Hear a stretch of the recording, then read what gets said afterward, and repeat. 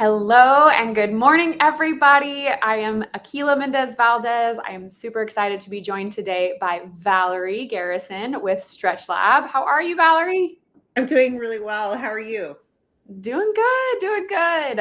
All Good. right, so we are going to jump in.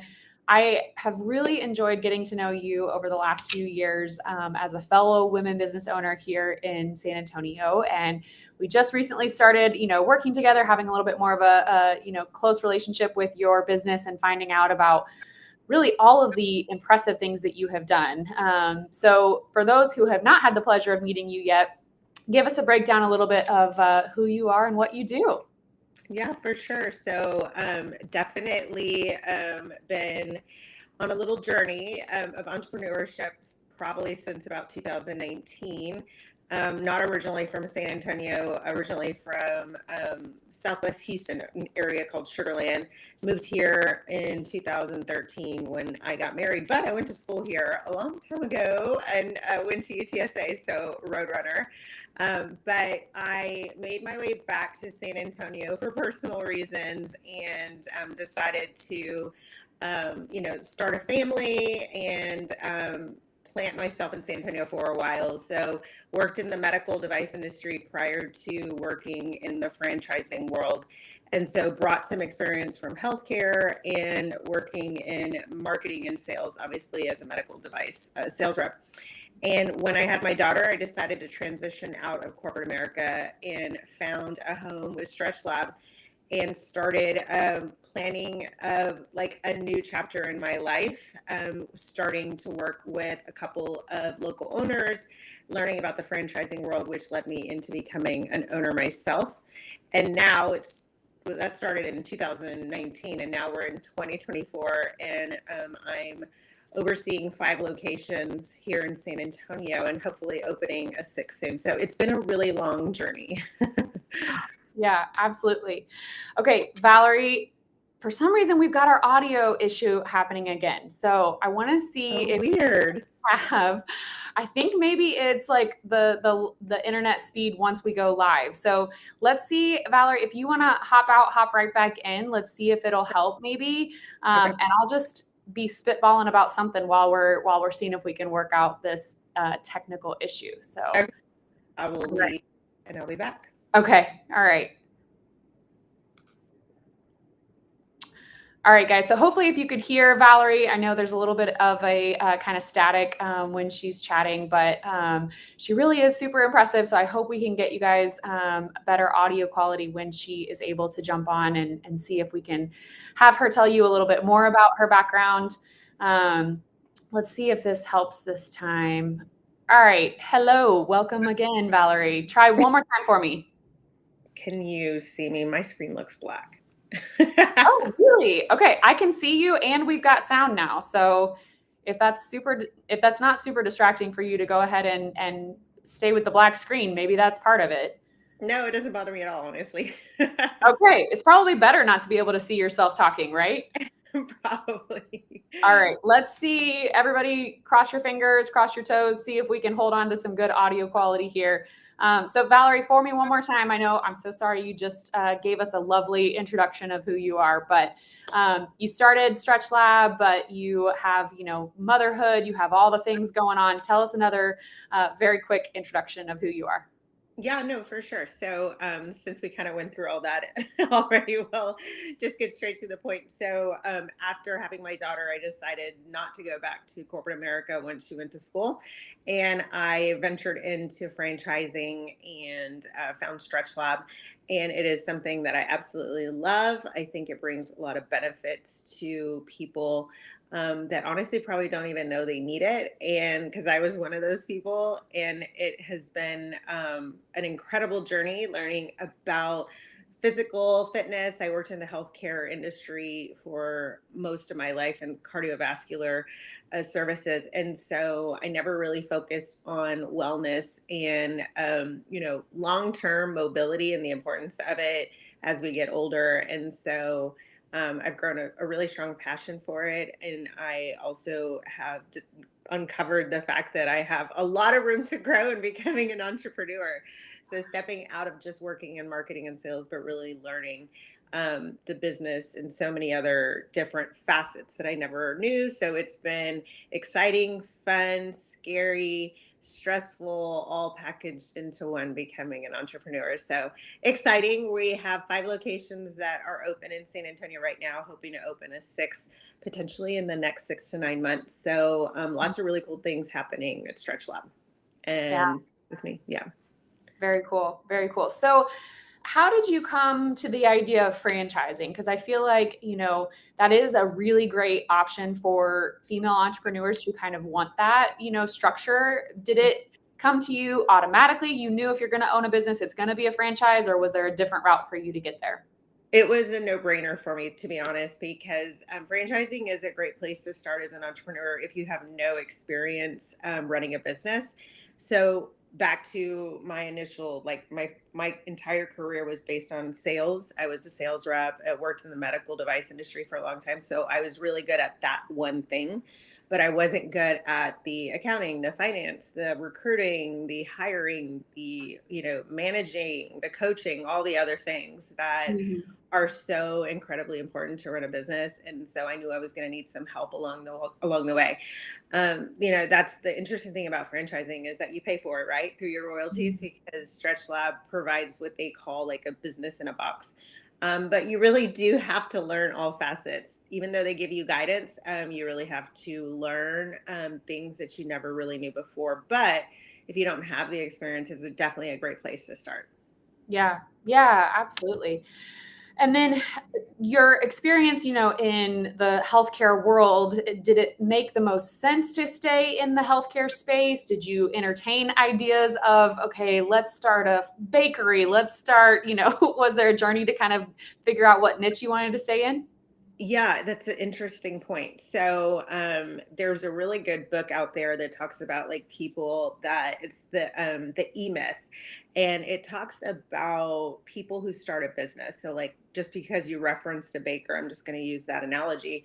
A lot of people think if you're a baker, you should open up a bakery because you're really good at the product, but that's like couldn't be farther from the truth in this sense. Now, it is a good thing if you know how to make the bread, but you have to be able to teach other people how to make the bread so that you can actually run the business.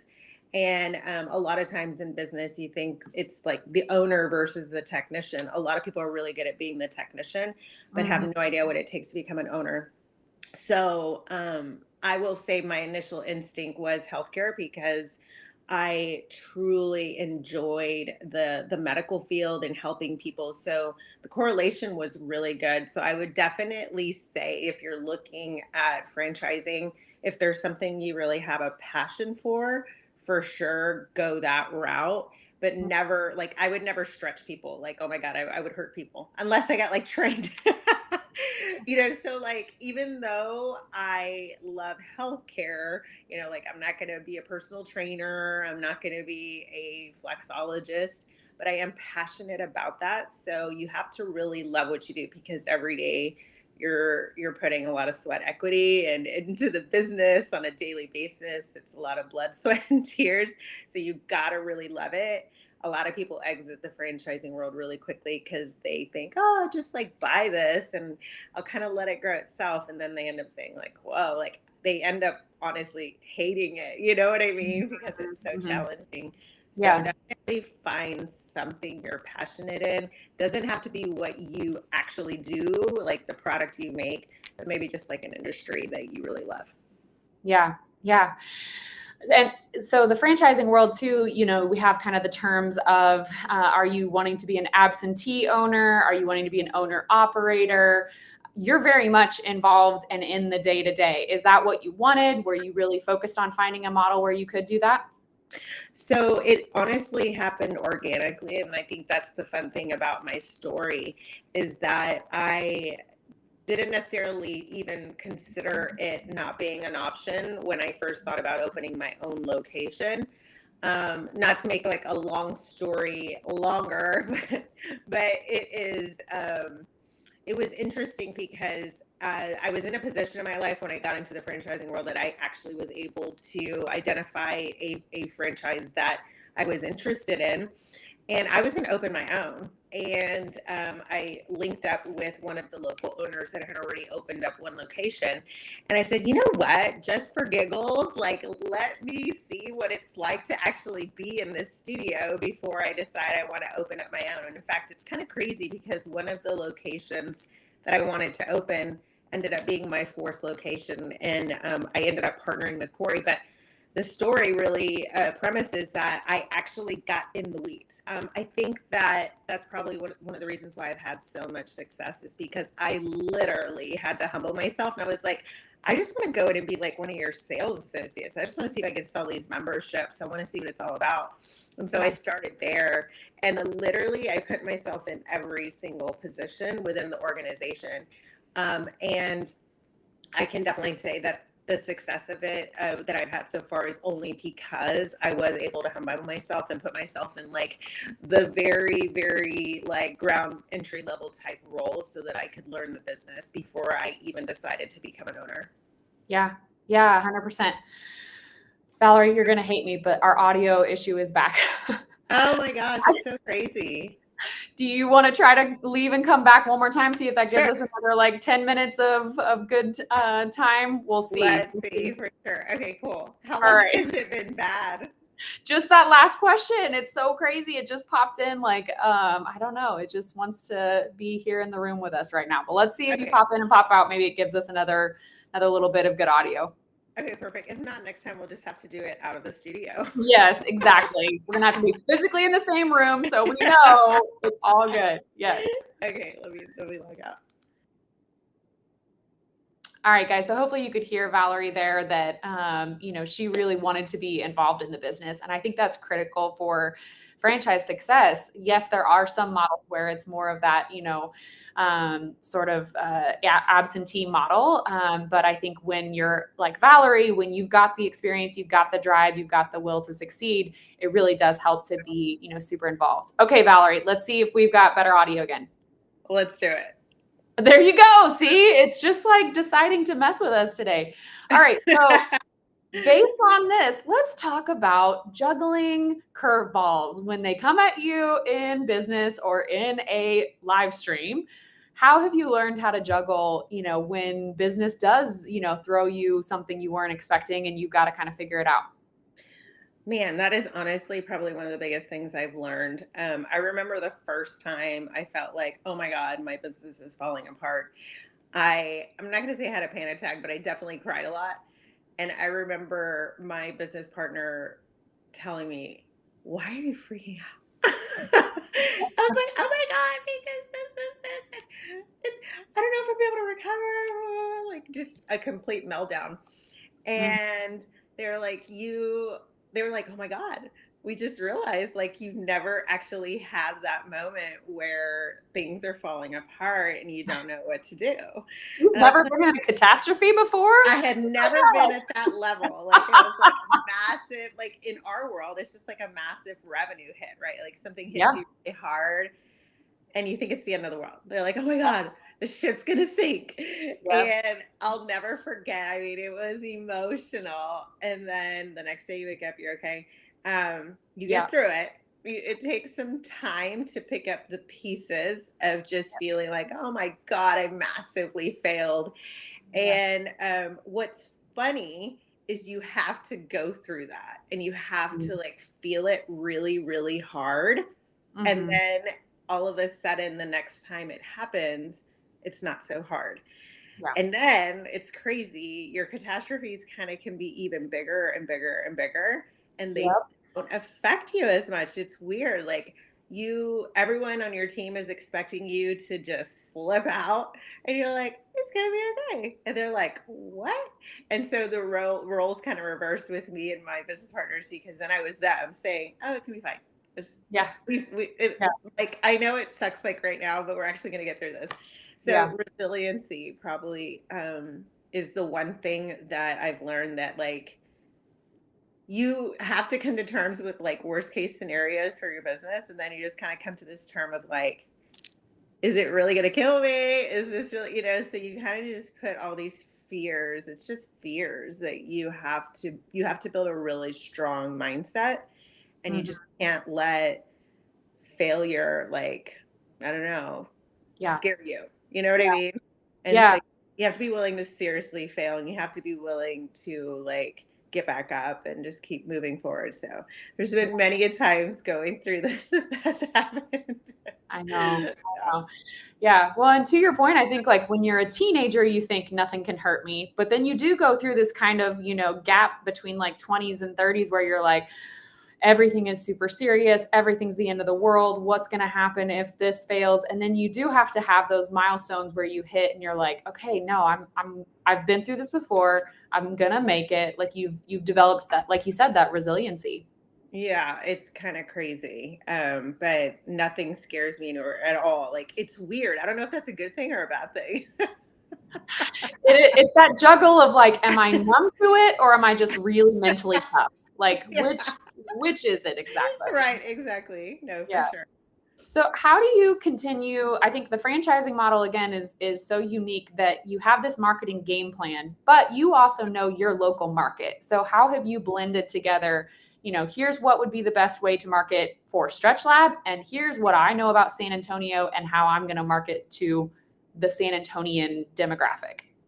Right. So it's really cool, because it's challenging, and I love challenges, right? I can see my views getting darker. Oh my gosh. Sorry. You're good. At least the audio's good. The I audio's know, good.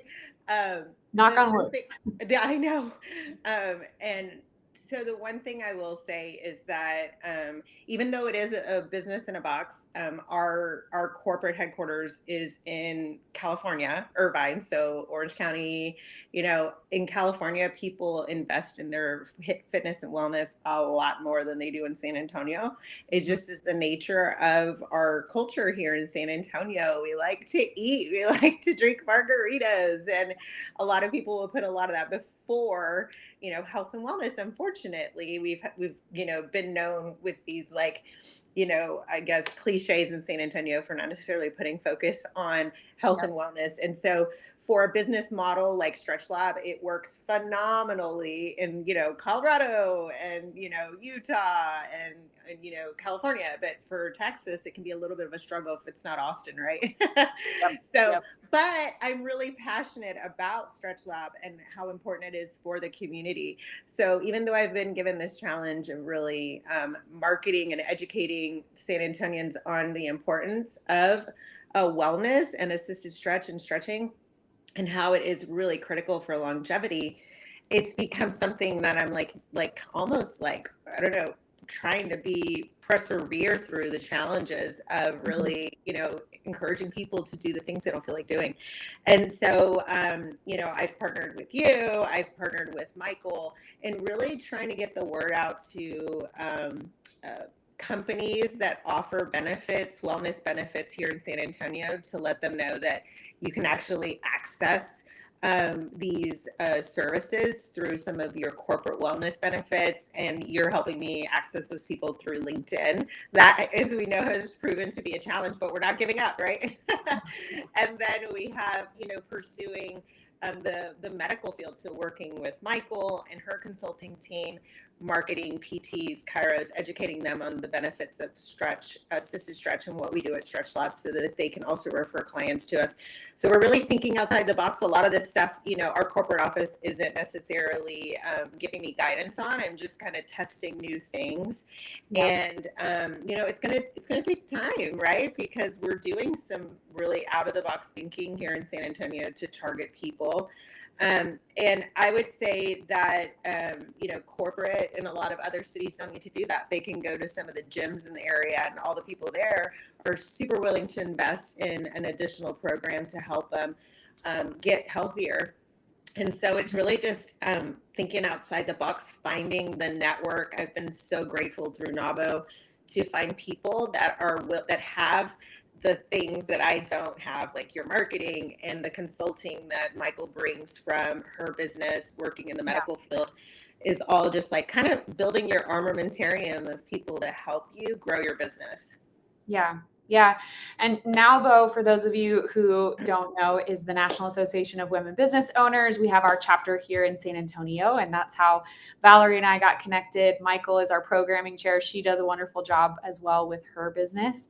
Yeah, I totally agree. I think, you having the confidence to try things that you know will work in San Antonio, or that you want to test and experiment with in San Antonio because you know the market well enough. That speaks to your grit as an entrepreneur, that I'm going to trust my instinct, trust my gut. So bravo to you on that. Our audio friend is back. So I think what we're going to do, Valerie,